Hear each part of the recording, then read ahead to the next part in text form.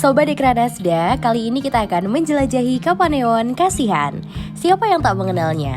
Wilayah yang berbatasan langsung dengan kota Yogyakarta ini punya banyak ragam kriya yang telah mendunia loh Sobat Dekranas.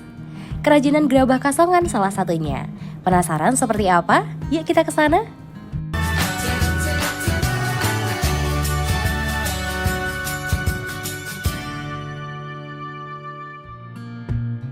Awal mula kenapa bisa tertarik membuka usaha gerabah ini bagaimana awal mulanya? Apakah dari orang tua atau dulu Mas Bisma itu ikut memproduksi kepada orang lain misalnya begitu?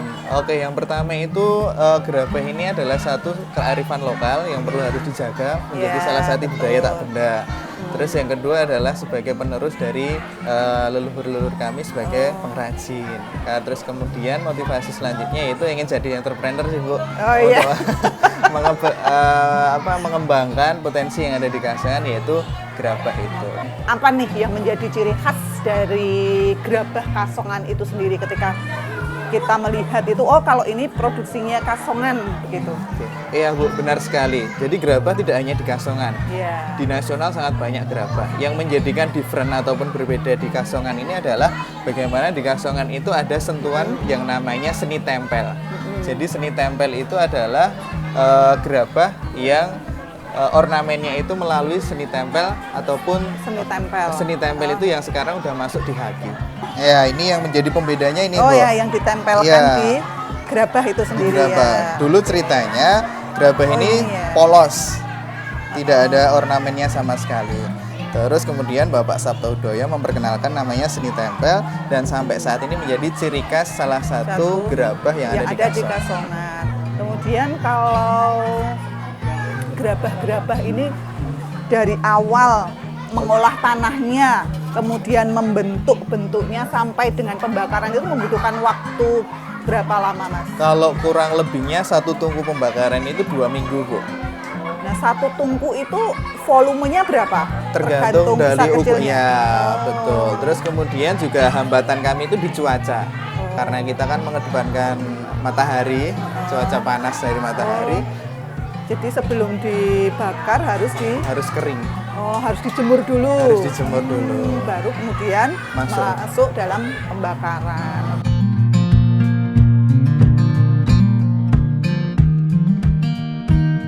Baru melihat saja sudah membuat kami terpesona. Makin penasaran nih bagaimana ya cara membuatnya?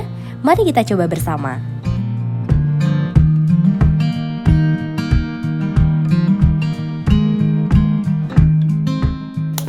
Dan jadi pemirsa, teman-teman Sobat Dekranasda, ini harus diletakkan di tengah-tengah, apa namanya ini tadi?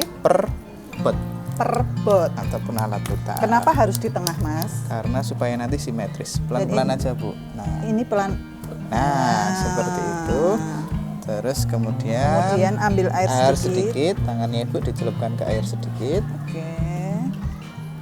Terus tangan Ibu yang bagian kanan untuk memukul bagian tengah-tengahnya dari bulatan itu, yang satunya memutar pelan-pelan. Pelan-pelan aja. Bagian tengah ya Bu. Ini sudah tengah ya? Sudah. Ini?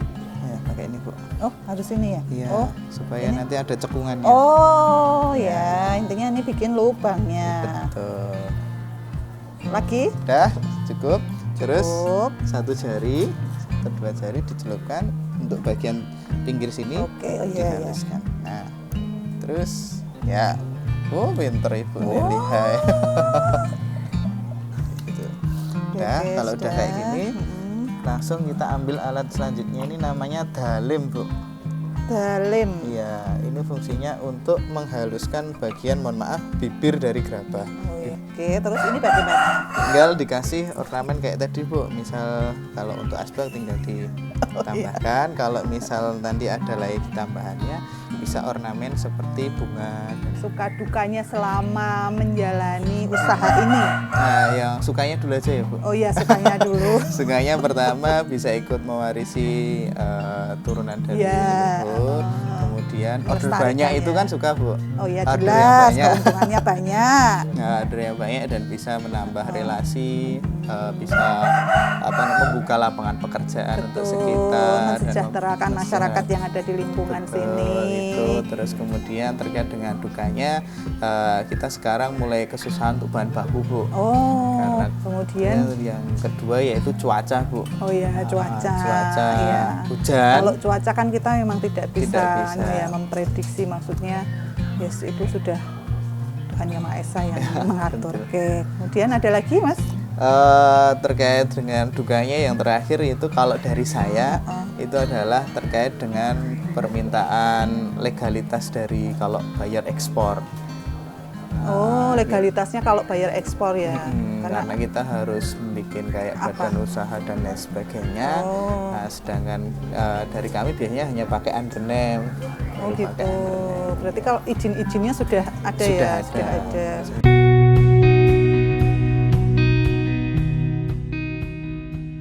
Sobat Dekranas tahu nggak sih? Nggak hanya gerabah kasongan loh ternyata, di Kapanewon Kasihan masih banyak lagi ragam kriya lainnya. Kira-kira ada apa lagi ya? Yuk kita lihat bersama.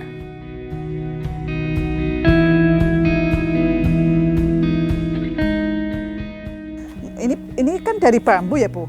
Iya. Ini bambunya sembarang bambu bisa atau wonten pilihan?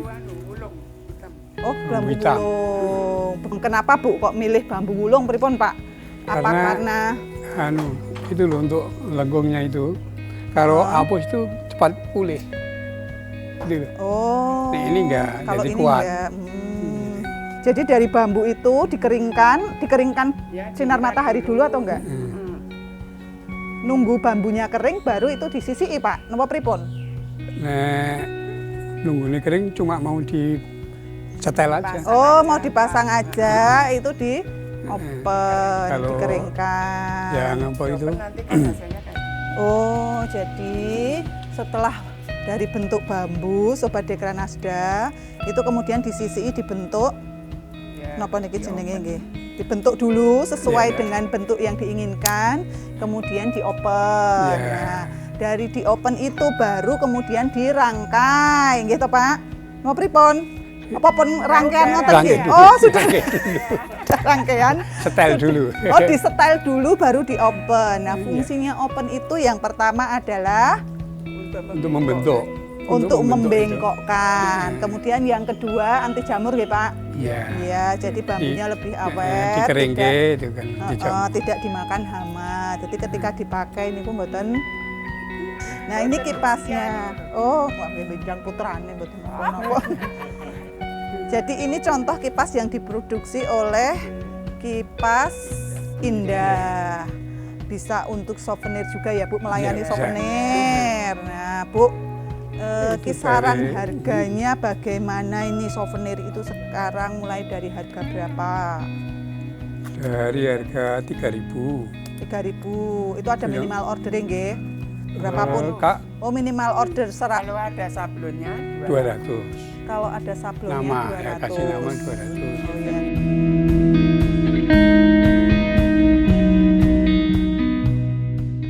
Tak lengkap rasanya jika kita hanya melihat saja. Tahu cara membuatnya adalah momen yang kita tunggu-tunggu bersama nih Sobat Dekranasda. Langsung aja yuk kita lihat prosesnya.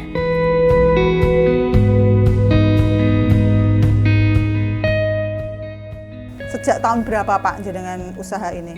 Mulai tahun berapa itu jenengan 92. mulai mandiri itu? 92 awal sudah mulai. Oh, 91 sudah mulai. 92 berjalan. 92 alhamdulillah sudah berjalan dengan lancar.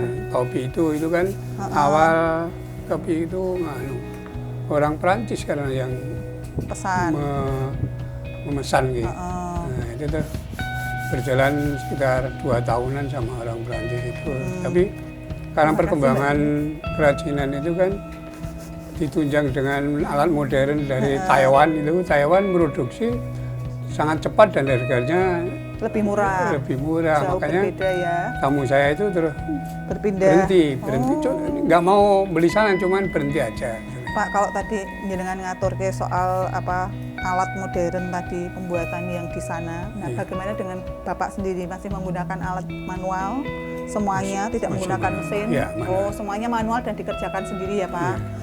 Punya berapa karyawan Pak panjenengan? Totalnya yang ada 6. Kemudian kendalanya apa Pak? Selama suka dukanya? Ya. Ya, Kalau hujan. ya. Sama seperti Hujan, tadi yang di Gerabah terus ya, cuaca itu kalau- mempengaruhi. Seperti kemarin pandemi. Oh iya, kan, pandemi itu semuanya kan berdampak ya Pak. berdampak. Semua pengrajin itu merasakan. Kemudian, oh bahan baku. Berarti bahan baku itu selama ini didapat dari mana Pak? Dari Purworejo itu. Oh, berarti tidak dari. Nah, bambu sini lokal sini, gini yang apa itu ngeluntung. Nah, istilah itu Kualitasnya kurang bagus. kurang berair. Kemudian bagaimana kalau kita mau pesan berarti harus datang ke sini langsung? Ya, bisa WA. Oh ya, WA juga bisa. Pak Ponimin ini ternyata belum punya media sosial yang untuk mempromosikan Sobat Dekranasda. Mungkin nanti bisa dibantu supaya usahanya Pak Ponimin ini nanti lebih dikenal di masyarakat, tidak hanya pelanggan yang sudah lama saja, tetapi supaya Pak Ponimin beserta Ibu ini usahanya nanti berkembang sampai dengan customer-customer yang baru. Pemirsa Sobat Dekranas, ini rapi sekali jahitannya. Jadi menurut saya harga segini itu tidak mahal. Jadi detail pengerjaannya agak sedikit beda. Jadi kita juga sudah mulai selektif. Ini penjahit baru.